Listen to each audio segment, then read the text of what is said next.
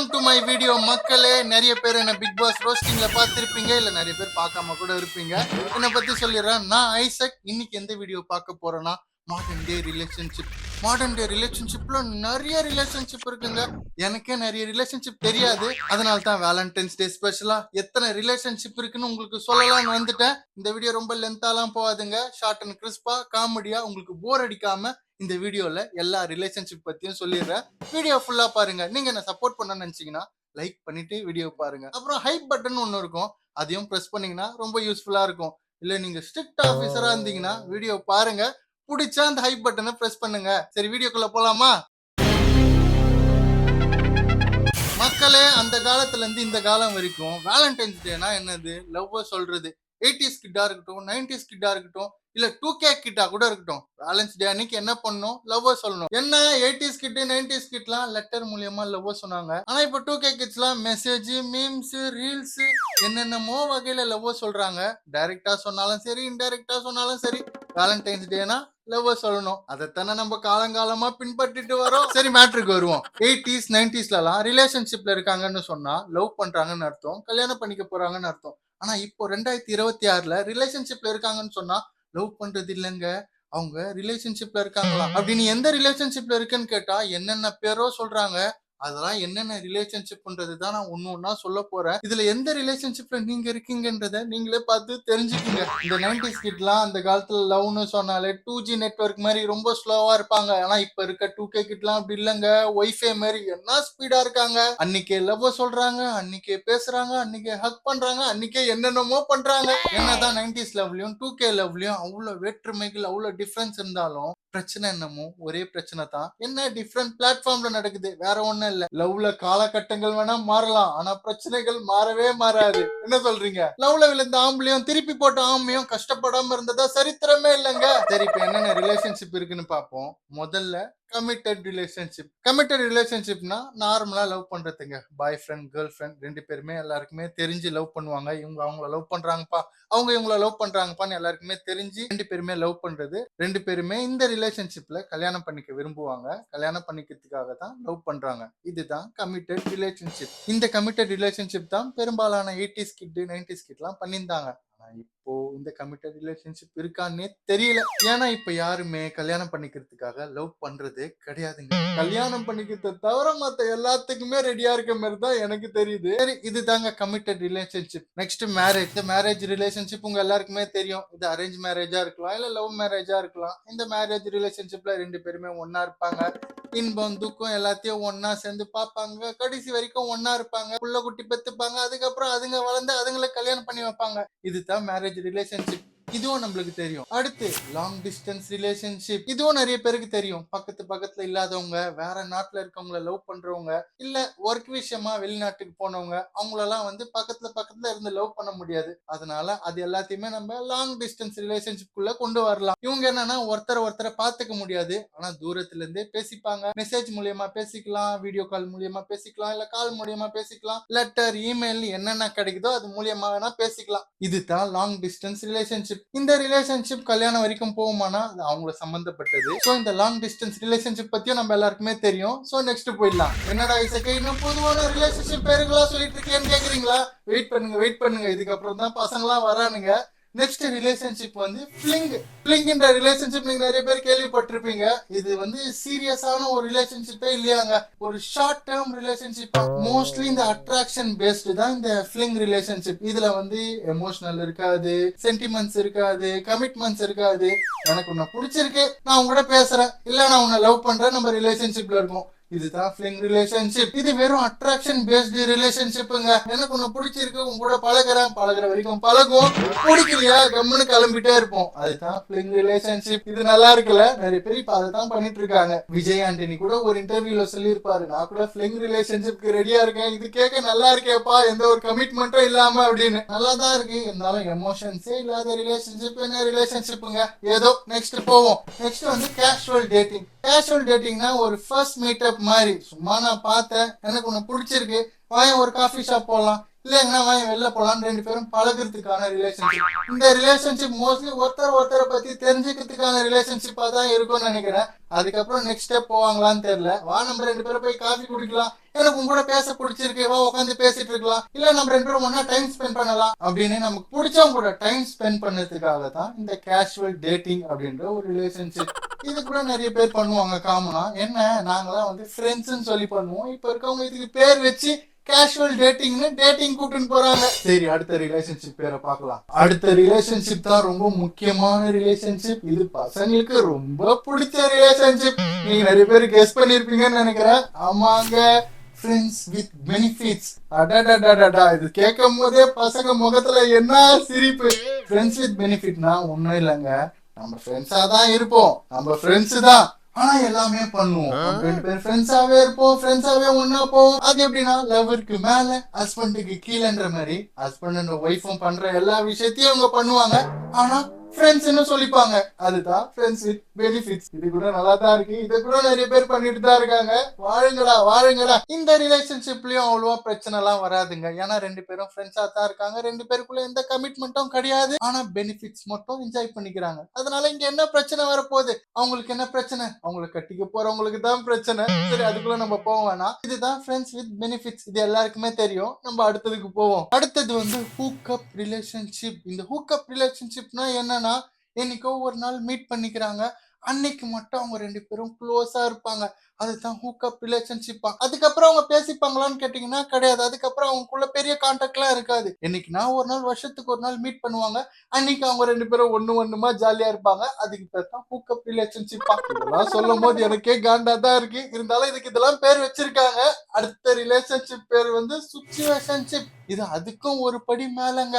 இந்த சிச்சுவேஷன்ஷிப் இன்னும் கொஞ்சம் வித்தியாசமானதுங்க. 2 பேரும் ஃப்ரெண்ட்ஸா இருக்கலாம், இல்ல ஸ்ட்ரேஞ்சர்ஸா இருக்கலாம். ஒரு 2 பேர் வச்சுக்கோங்களேன், அவங்க ஒரு ஒரு சூழ்நிலையில இருக்கலாம். திடீர்னு அவங்களுக்கு வந்து மைண்ட் ஸ்ட்ரெஸ்ஸா இருக்கலாம், இல்ல அந்த டைம்ல யாரோ ஒருத்தர் அவங்களுக்கு தேவைப்படலாம். அந்த மைண்ட் ஸ்ட்ரெஸ்ஸை போக்கிக்கிறதுக்காகவும், இல்ல அந்த ஒரு டஃப்பான டைம்ல இருந்து எஸ்கேப் ஆகிறதுக்காக அந்த சுச்சுவேஷனுக்காக மட்டும் யாரோ ஒருத்தர் கூட பழகுவாங்க.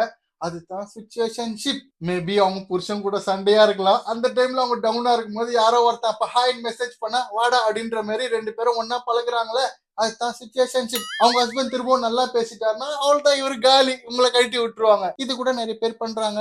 இதுலயே நிறைய பேருக்கு ஹர்ட் எல்லாம் ஆவறதில்ல. ஏன்னா தெரிஞ்சாதான் எல்லாரும் அந்த ரிலேஷன்ஷிப் குள்ள வராங்க. அந்த எமோஷனல் டவுனோ இல்ல அந்த எமோஷனலா தேவைப்படுற சீன் எல்லாம் முடிஞ்சதுக்கு அப்புறம் ஒருத்தர் பாய் சொல்லிட்டு பிரிஞ்சிடுறாங்க. இதுதான் சிச்சுவேஷன்ஷிப். இது மோஸ்டா எப்போ நடக்கும்னா எமோஷனலா டவுனா இருக்கும் போதோ, இல்ல யாரோ ஒருத்தர் தேவைப்படும் போதோ, லோன்லியா இருக்கும் போது தான் இதெல்லாம் நடக்கும்னு நினைக்கிறேன். சோ சிச்சுவேஷன்ஷிப்பும் நிறைய நடந்துன்னு தான் இருக்கு. இதுக்கப்புறம் வந்து டாக்கிங் ஸ்டேஜ் அப்படின்ற ஒரு ரிலேஷன்ஷிப். இந்த ரிலேஷன்ஷிப் வந்து இயர்லி டைம் ரிலேஷன்ஷிப் இருக்குல்ல, அப்போ நடக்கும். அதான் இந்த லவ் பண்ற புதுசுன்னு சொல்லுவாங்கல்ல, நிறைய பேசுவோம், நிறைய டெக்ஸ்ட் பண்ணுவோம், மணிக்கணக்கா பேசுவோம்ல, அதைத்தான் டாக்கிங் ஸ்டேஜ்னு சொல்றாங்க.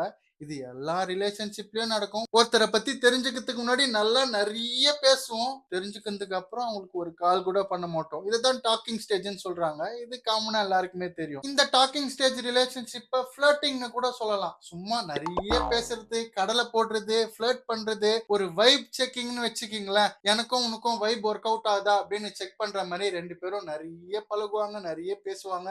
அதுதான் டாக்கிங் ஸ்டேஜ். அடுத்து சொல்ல போற ரிலேஷன்ஷிப் பெஞ்ச் ரிலேஷன்ஷிப். பெஞ்ச் ரிலேஷன்ஷிப்னா வேற ஒண்ணும் இல்லைங்க, பேக்கப் ரிலேஷன்ஷிப். எப்படின்னா ஒருத்தர் வந்து இன்னொருத்தரை சின்சியரா லவ் பண்றாங்கன்னு வச்சுக்கோங்களேன், அவங்க மேல இவங்களுக்கு நம்பிக்கையே இல்ல. என்னைக்கா இருந்தாலும் இவன் பிச்சுன்னு போயிடுவாடா, என்னைக்கா இருந்தாலும் இவன் பிச்சுன்னு போயிடுவாடா அப்படின்னு மைண்ட்ல நினைக்கும் போது பேக்கப்காக ஒருத்தனை எப்பவுமே வச்சுப்பாங்க. டேய் நீ தாண்டா என்னோட உயிர், நான் தாண்டா உன் தயிர் அப்படின்ற மாதிரி பேக்கப்க்கு ஒருத்தவங்கள ரெடியாவே வச்சுப்பாங்க. அதுதான் பெஞ்ச் ரிலேஷன்ஷிப். இந்த ஐடி கம்பெனில எல்லாம் பெஞ்ச்ல உட்காருவாங்களே வெயிட்டிங்ல, அதுதான். இது மோஸ்ட்லி நிறைய பேர் பண்றாங்கன்னு நினைக்கிறேன். லவ் பண்றவங்க மேல இப்பெல்லாம் நம்பிக்கை இல்லைங்க. எல்லாம் லவ் பண்ற வரைக்கும் பண்ணிட்டு கல்யாணம்னு வரும்போது எங்க அப்பா சொன்னாரு, ஆட்டுக்குட்டி சொன்னாரு, யாருன்னா கல்யாணம் பண்ணி போயிடுறாங்களே, அப்ப இவங்க தனியாலாம் நிக்க கூடாது பாரு, டப்புன்னு பேக்கப்ல இருக்க இவங்கள கூப்பிட்டு உனக்காகத்தான் நான் இவ்வளவு நாள் வெயிட் பண்ணேன், எனக்காக நீ இவ்வளவு நாள் வெயிட் பண்ணதுக்கு நன்றி, வா நம்ம 2 பேரும் கல்யாணம் பண்ணிக்கலாம்னு கல்யாணம் பண்ணிப்பாங்க.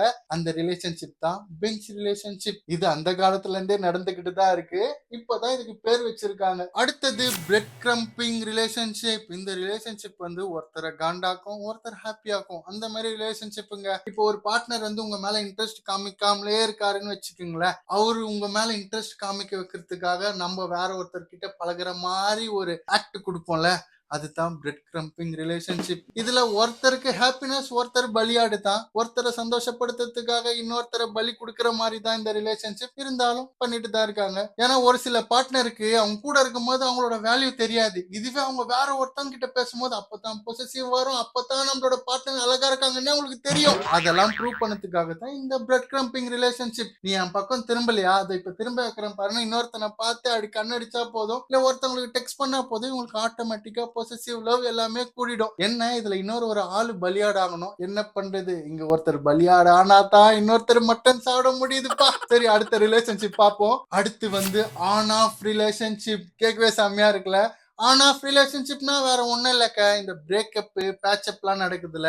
யார் கூடனா நம்மளுக்கு பிரேக்கப் ஆயிடுச்சுன்னா அடுத்த நாள் இல்ல இன்னும் ஒரு வாரம் கழிச்சு இன்னொருத்தர் கூட ரிலேஷன்ஷிப் போறாங்களே, அதுதான் ஆன் ஆஃப் ரிலேஷன்ஷிப். ஒருத்தர் கூட ஆஃப் ஆனா இன்னொருத்தர் கூட ஆன் ஆகும், ஒருத்தர் கூட ஆன் ஆனா இன்னொருத்தர் கூட ஆஃப் ஆகும். இதுதான் ஆன் ஆஃப் ரிலேஷன்ஷிப். இதுல ரெண்டே விஷயம் தான் நடக்கும், ஒன்னு பிரேக்கப் இல்ல பேட்சப். இது ஒரு வகையில நல்ல ரிலேஷன்ஷிப் தான். ஒருத்தங்க கூட பிரேக்கப் ஆயிடுச்சுன்னா அதே நினைச்சிட்டு உட்காந்து அழுதுட்டு இருக்காம, யாரோ ஒருத்தர் அந்த டைம்ல நம்மளுக்கு பிடிக்க ஆறுதலா இருக்க, ஏன் நம்ம இப்படி ஃபீல் பண்ணிட்டு இருக்கணுமா, நம்ம ரெண்டு பேரும் ஒன்னா இருக்கலாம்னு நெக்ஸ்ட் லைஃப மூவ் ஆன் பண்ணி போறதுக்கு இந்த ரிலேஷன்ஷிப் நல்ல ரிலேஷன்ஷிப் தான். ஏன்னா இங்க ஒரு லவ் தோத்துச்சுன்னா எல்லா லவ்வுமே தோக்கணும்ன்ற அவசியம் இல்லைங்க. ஒருத்தர் இல்லைன்னா இன்னொருத்தர், யாரோ ஒருத்தருக்கு உண்மையா இருந்தா போதும், அந்த லவ் ஜெயிச்சிரும். சோ இந்த ரிலேஷன்ஷிப் எனக்கு ஓகே தான். அதுக்கப்புறம் டாக்ஸிக் ரிலேஷன்ஷிப். இந்த ரிலேஷன்ஷிப் பத்தி உங்களுக்கு சொல்ல வேண்டிய அவசியமே இல்ல. டாக்ஸிக் ரிலேஷன்ஷிப்னா என்ன, நம்மள மேனிபுலேட் பண்றது, நம்மள இன்செக்யூரிட்டியா ஃபீல் பண்ண வைக்கிறது, நம்மள டாமினேட் பண்றது, நம்மளுக்கே தெரியாம நம்மள ரூல் பண்றது, நமக்கு பிடிச்ச விஷயம் எதையுமே பண்ண விடாம அவங்க கட்டுப்பாட்டிலே நம்மள வச்சிட்டு இருக்குது தான் டாக்ஸிக் ரிலேஷன்ஷிப். இந்த டாக்ஸிக் ரிலேஷன்ஷிப் எல்லா ரிலேஷன்ஷிப்லயும் இருக்கும். ஏன்னா இது ரிலேஷன்ஷிப் இல்ல, ஒருத்தங்களோட பிஹேவியர். அதனால இத பத்தி நிறைய பேச வேணாம். உங்களுக்கு டாக்ஸிக் ரிலேஷன்ஷிப்னா என்னன்னு தெரியும்.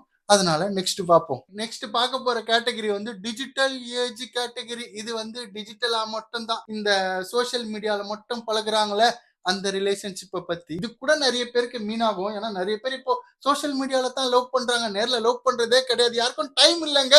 இதுல முதல்ல வரது online only relationship. Online only ரிலேஷன்ஷிப்னா என்ன உங்களுக்கே தெரியும். வெறும் வாட்ஸ்அப், இன்ஸ்டாகிராம், ஃபேஸ்புக் இல்ல என்னென்ன சோசியல் மீடியா பிளாட்ஃபார்ம் இருக்கோ அதுல மட்டும் தான் அவங்க கனெக்டடா இருப்பாங்க. அதை தாண்டி அவங்க ரிலேஷன்ஷிப் வெளியில வரவே வராது. அவங்க மீட் பண்ணிக்க மாட்டாங்க. அதை தாண்டி அதை கொண்டு போக மாட்டாங்க. வெறும் டிஜிட்டலா ஆன்லைன் வரும்போது பேசுவாங்க, ஒன்னா இருப்பாங்க, நீ தான் என் உலகம்னு சொல்லுவாங்க, டூயட் பாடுவாங்க, என்ன வேணா பண்ணுவாங்க. ஆனா எல்லாமே அந்த பிளாட்ஃபார்ம்குள்ளதான். அதுதான் ஆன்லைன் ஒன்லி ரிலேஷன்ஷிப். அதுக்கப்புறம் soft launch relationship. Soft launch ரிலேஷன்ஷிப்னா வேற ஒண்ணும் இல்லைங்க, அவங்க ரொம்ப சட்டிலா இருப்பாங்களாம். இவங்க தான் என்னோட பார்ட்னர்னு சோசியல் மீடியாலலாம் ரிவீல் பண்ணிக்கவே மாட்டாங்களாம். ஏன் கல்யாணம் ஆகாதவங்க மாதிரியே காட்டிப்பாங்கன்னு நினைக்கிறேன். அதுதான் வந்து சாஃப்ட் லான்ச் ரிலேஷன்ஷிப். எப்பவுமே எங்க இருக்கணும்னு நினைக்கிறவங்க இந்த மாதிரி ஒரு ரிலேஷன்ஷிப்ல இருக்கலாம். அதனால இவங்களுக்கு கல்யாணம் ஆச்சா இல்லையா, இவங்களோட பார்ட்னர் யாரு அப்படின்னு இந்த உலகத்துக்கு எதுக்குமே தெரியாது. அதுதான் சாஃப்ட் லான்ச் ரிலேஷன்ஷிப். அடுத்தது ஹார்ட் லான்ச் ரிலேஷன்ஷிப். இவங்க யாருன்னா சோசியல் மீடியால தன்னோட பார்ட்னரை டெஸ்பரேட்டா டிரான்ஸ்பரேட்டா காமிச்சிருவாங்க. இவங்க தான் என்னோட பார்ட்னரு, இவங்க கூட தான் இருக்கேன். நீங்க கூட நிறைய இன்ஸ்டாகிராம் ஐடி பார்த்திருப்பீங்களா, queen of king, king of குயின்னு மாத்தி மாத்தி டேக் பண்ணிப்பாங்க, பார்த்திருக்கீங்களா, புட்டு குட்டுன்னு. அதுதான் இந்த ஹார்ட் லான்ச் ரிலேஷன்ஷிப். இவங்க அவங்க பார்ட்னரை டெஸ்பரேட்டா சோசியல் மீடியால ரிவீல் பண்ணிப்பாங்க. இப்போ நான் சொல்றதெல்லாம் வந்து டிஜிட்டலைஸ்டா நடக்கிற ரிலேஷன்ஷிப். ஒருத்தர் அவங்கவுங்க ரிலேஷன்ஷிப்பை எப்படி மெயின்டைன் பண்றாங்க அப்படின்ற கேட்டகரி தான் இப்போ சொல்லிட்டு இருக்கேன். கன்ஃபியூஸ் ஆயிட போறீங்க. இப்போ நெக்ஸ்ட் டைப் வந்து பாக்கெட்டட் ரிலேஷன்ஷிப். பாக்கெட்டட் ரிலேஷன்ஷிப்ல இருக்கவங்க எப்படின்னா, அவங்க லவ் பண்றாங்கன்னு யாருக்குமே சொல்ல மாட்டாங்க. அவங்க அம்மா அப்பாவுக்கு சொல்ல மாட்டாங்க, ஃப்ரெண்ட்ஸுக்கு சொல்ல மாட்டாங்க, சோசியல் மீடியால சொல்ல மாட்டாங்க. அவங்க ரெண்டு பேருக்கு மட்டும்தான் தெரியும் அவங்க லவ் பண்றாங்கன்னு. இவங்க தான் பாக்கெட்டட் ரிலேஷன்ஷிப். இந்த மாதிரி கூட நிறைய பேர் இருக்காங்க. எதுக்குடா அவங்க கிட்ட எல்லாம் சொல்லிக்கிட்டு நாங்க சீக்கிரட்டாவே லவ் பண்றோம்னு ஒரு சில பேர் லவ் பண்ணுவாங்கல்ல, அவங்க தான் வந்து பாக்கெட்டட் ரிலேஷன்ஷிப், சீக்ரெட் லவர்ஸ்னு கூட சொல்லலாம். அடுத்த ரிலேஷன்ஷிப் வந்து ஓப்பன் ரிலேஷன்ஷிப். இது உங்களுக்கு நல்லாவே தெரியும். ஓப்பன் ரிலேஷன்ஷிப்னா ரெண்டு பேருமே மியூச்சுவலா எல்லாத்துக்குமே ஓகே சொல்லிப்பாங்க. அவங்களுக்குள்ள எந்த ப்ராப்ளமே கிடையாது. எல்லாத்துக்குமே நான் ஓப்பனா இருக்கேன், நோ ரெஸ்ட்ரிக்ஷன் அப்படின்ற மாதிரி ரெண்டு பேருமே ரெண்டு பேரையும் கேரி பண்ணிப்பாங்க. அதுதான் ஓப்பன் ரிலேஷன்ஷிப். இந்த ரிலேஷன்ஷிப்ல கூட ரெஸ்ட்ரிக்ஷன் எதுவுமே கிடையாதுங்க. 2 பேருமே வந்து புடிச்சா இருப்பாங்க, புடிக்கலன்னா விட்டுட்டு கிளம்பிட்டே இருப்பாங்க. இந்த ரிலேஷன்ஷிப்பும் நிறைய பேருக்கு தெரியும். அதனால நெக்ஸ்ட்க்கு போயிடலாம். இந்த மாதிரி விதவிதமான ரிலேஷன்ஷிப் டைப்ஸ் இன்னும் 4, 5 தான் இருக்குது. இவ்வளவு நேரம் வீடியோ பார்த்துட்டீங்க. இந்த மிச்சத்தையும் பார்த்துட்டு போயிடுங்க. நெக்ஸ்ட் வந்து சோலோ டேட்டிங். சோலோ டேட்டிங்னா வேற ஒண்ணும் இல்லைங்க. இவங்க வந்து சோலோவாவே இருப்பாங்க. இவங்களுக்கு யாருமே தேவைப்பட மாட்டாங்க. இவங்களுக்கு இவங்களே தான் பார்ட்னரு. எல்லாத்தையும் இவங்களே பண்ணிப்பாங்க. அதாவது நீங்களே புரிஞ்சுக்கங்களேன். இன்பம், துன்பம் எதுவா இருந்தாலும் இவங்களே ஹேண்டில் பண்ணிப்பாங்க. இவங்களுக்கு ஒரு பார்ட்னர் தேவைப்படவே மாட்டாங்க. அப்படி உங்களுக்கு பிசிக்கலா எதனா தேவைப்பட்டாலுமே பை செல்ஃப் இவங்க அதையும் சாட்டிஸ்ஃபை பண்ணிப்பாங்க. அதுதான் சோலோ டேட்டிங். இது கூட நல்லா தான் இருக்கு. எப்பா நான் யார் வம்புக்கும் தும்புக்கும் போல, என்ன நானே பாத்துக்கிறேன் அப்படின்ற மாதிரி இருக்கு. நெக்ஸ்ட் ரிலேஷன்ஷிப் பார்ப்போம். இப்போ சொல்ல போற ரிலேஷன்ஷிப் ரொம்ப வினோதமான ரிலேஷன்ஷிப். ஆனா இதுக்கு பேரு நாங்க வேற ஒண்ணு சொல்லுவோம். ஆனா இது இப்போ ரிலேஷன்ஷிப் கேட்டகரியில வந்திருக்கு. அந்த ரிலேஷன்ஷிப் தான் கஃபிங் ரிலேஷன்ஷிப். இந்த கஃபிங் ரிலேஷன்ஷிப்னா என்னன்னா, இது ஒரு பர்டிகுலர் சீசன்ல மட்டும்தான் வருமா, மோஸ்ட்லி வின்டர்ல வருமா. அந்த டைம்ல மட்டும் யாரு கூடனா பழகிறது, ரிலேஷன்ஷிப்ல இருக்கிறது. அந்த ஒரு சீசன் முடிஞ்சதுக்கு அப்புறம் அவங்க மூவ் ஆன் ஆகி போயிடுறது. அதாங்க மழை காலத்துல காஜோட சுத்திட்டு இருப்பாங்களே, அதுக்கு தான் இப்போ வந்து ரிலேஷன்ஷிப் பேர் வச்சு கஃபின் ரிலேஷன்ஷிப்னு வச்சிருக்காங்க. இப்போ நம்ம பாக்குறது எல்லாமே அங்கங்க நடக்கிற தப்பு தண்டாக்கள் மாதிரி தெரியுதுல. அதுக்கு எல்லாத்துக்கும் பேர் வச்சு இப்போ ரிலேஷன்ஷிப்னு அபிஷியலா பண்ற மாதிரி இருக்குல்ல. என்ன பண்றது? நெக்ஸ்ட் ரிலேஷன்ஷிப் பார்ப்போம். அடுத்து வந்து பாலிமோரஸ் ரிலேஷன்ஷிப். இந்த ரிலேஷன்ஷிப் பத்தினா என்ன சொல்றதுங்க. இதை பண்றவங்களை வந்து நாங்க வந்து பிளே பாய்னு சொல்லுவோம், பிளே கேர்ள்னு சொல்லுவோம். இப்ப என்னடானா அது வந்து பாலிமோரஸ் ரிலேஷன்ஷிப்பா. அப்படின்னா வேற ஒண்ணும் இல்ல, சைமல்டேனியஸா யாருக்குன்னா ரிலேஷன்ஷிப்ல இருக்கும் போது இன்னொருத்தர் கூட ரிலேஷன்ஷிப்ல இருப்பாங்க, மல்டிபிள் பர்சன் கூட ரிலேஷன்ஷிப்ல இருப்பாங்க, ரொமான்டிக்கா இருப்பாங்க, பெட் ஷேர் பண்ணிப்பாங்க, என்ன வேணா பண்ணுவாங்க. ஒருத்தரை தாண்டி பல பேர் கூட இருப்பாங்க. அதுதான் பாலிமோரஸ் ரிலேஷன்ஷிப்பா. So play boy, play girls, நீங்களாம் வருத்தப்படாதீங்க. நீங்க பண்றதுக்கு பேரு ரிலேஷன்ஷிப் தான். கால குடும்ப கதிரவா. நெக்ஸ்ட் ரிலேஷன்ஷிப் பாத்துருவோம். முடிய போகுது வெயிட் பண்ணுங்க. சரிங்க, கடைசி ரிலேஷன்ஷிப் எக்ஸ்பிரிமெண்டல் ரிலேஷன்ஷிப். இந்த ரிலேஷன்ஷிப் பேர்லயே உங்களுக்கு தெரிஞ்சிருக்கும். யாரோ ஒருத்தரை பத்தி நீங்க தெரிஞ்சுக்கணும், உங்களுக்கு லவ்னா என்னன்னு தெரியணும், அந்த ஃபீல் எப்படி இருக்கணும், நீங்க வந்து எக்ஸ்பிரிமெண்ட் பண்ணணும். இல்ல வந்து பிசிக்கல் மேட்டிங் எப்படி இருக்கணும் நீங்க எக்ஸ்பிரிமெண்ட் பண்ணணும்னா, யாரோ ஒருத்தரை அதுக்காகவே லவ் பண்ணி பர்பஸா எக்ஸ்பிரிமெண்டா லவ் பண்றது, இல்ல மேட் பண்றது, ரொமான்ஸ் பண்றது, அதுதான் எக்ஸ்பிரிமெண்டல் ரிலேஷன்ஷிப். அப்பா எத்தனை ரிலேஷன்ஷிப் இருக்குல்ல. இதுக்கெல்லாம் சும்மா பேர் வச்சிருக்காங்க. இந்த ரிலேஷன்ஷிப் பேரெல்லாம் தாண்டி இதுக்கு கீழே இவங்க பண்ற விஷயங்களெல்லாம் நம்ம வேற ஒண்ணு சொல்லுவோம். என்னடானா இதுக்கு பேர் வச்சுட்டாங்க. இருந்தாலும் அந்த ரிலேஷன்ஷிப்பை நம்ம மதிப்போம். லவ் தான், கவு தான். சரி மக்களே, இந்த வேலண்டைன்ஸ் டேக்காக எத்தனை ரிலேஷன்ஷிப் இருக்கு, இப்ப என்னெல்லாம் நடக்குது, இதுக்கு என்னெல்லாம் பேர் வச்சிருக்காங்க அப்படின்னு உங்க கூட ஷேர் பண்ணிக்கணும்னு நினைச்சேன். அதனால தான் எல்லாத்தையும் நான் எக்ஸ்பிளைன் பண்ணி உங்ககிட்ட பேசிட்டு இருந்தேன். இவ்வளவு நேரம் வீடியோ பொறுமையா பார்த்துட்டு இருந்ததுக்கு ரொம்ப நன்றிங்க. ஏன்னா பேசணும் எனக்கே அதெல்லாம் கேட்கும் போது செம்ம காண்டா தான் இருந்துச்சு. இருந்தாலும் லவ் ஃபீலிங்ஸ்ன்றது அவங்களுக்கு தான், அந்தந்த சுச்சுவேஷன்ல இருக்கவங்களுக்கு தான் தெரியும். எதனால அவங்க அந்த ரிலேஷன்ஷிப்ல இருக்காங்க, எதனால அதை பண்ணிட்டு இருக்காங்கன்னு யாரையும் நம்ம ஜட்ஜ் பண்ண வேணாம். வெளியில இருந்து பார்க்க எல்லாமே கொச்சையா தான் இருக்கும். அந்தந்த சுச்சுவேஷன்ல நம்ம இருந்தா தான் அதோட ஃபீலிங்ஸ் நம்மளுக்கு புரியும். அதனால நம்ம யாரையும் ஜட்ஜ் பண்ண வேண்டாம். நம்மளுக்கு கிடைச்ச லவ் நம்ம லவ் பண்ணிட்டு சந்தோஷமா இருப்போம். இந்த வீடியோ உங்களுக்கு பிடிச்சிருக்கும்னு நினைக்கிறேன். பிடிச்சிருந்தா மறக்காம உங்களோட ஃபீட்பேக்ஸ் எல்லாம் கமெண்ட் பண்ணுங்க. நானும் ரொம்ப நாள் கழிச்சு லாங் வீடியோ போஸ்ட் பண்றேன். முன்ன பின்ன இருந்திருக்கும், அதெல்லாம் கொஞ்சம் அட்ஜஸ்ட் பண்ணிக்கோங்க. நெக்ஸ்ட் வீடியோல நானும் திருத்திக்கிறேன். சரி மக்களே, அடுத்த வீடியோ பிக் பாஸ பத்தி, நம்ம அதுல தானே ஸ்பெஷலிஸ்ட். அதனால அந்த வீடியோ கொஞ்சம் ரகமா வெயிட்டா இருக்கும். அதனால சப்ஸ்கிரைப் பண்ணிக்கோங்க. நெக்ஸ்ட் வீடியோக்கு வெயிட் பண்ணுங்க. சீக்கிரம் பிக் பாஸ் வீடியோ போஸ்ட் பண்றேன். இது வரைக்கும் நான் சப்போர்ட் பண்ணிட்டு இருக்க எல்லாருக்கும், கமெண்ட்ஸ் பண்ணிட்டு இருக்க எல்லாருக்கும் ரொம்ப நன்றி. உங்க வீட்டு பிள்ளையா நினைச்சு எனக்கு இன்னும் சப்போர்ட் பண்ணுங்க. நெக்ஸ்ட் வீடியோல பார்ப்போம். until then bye from Isaac.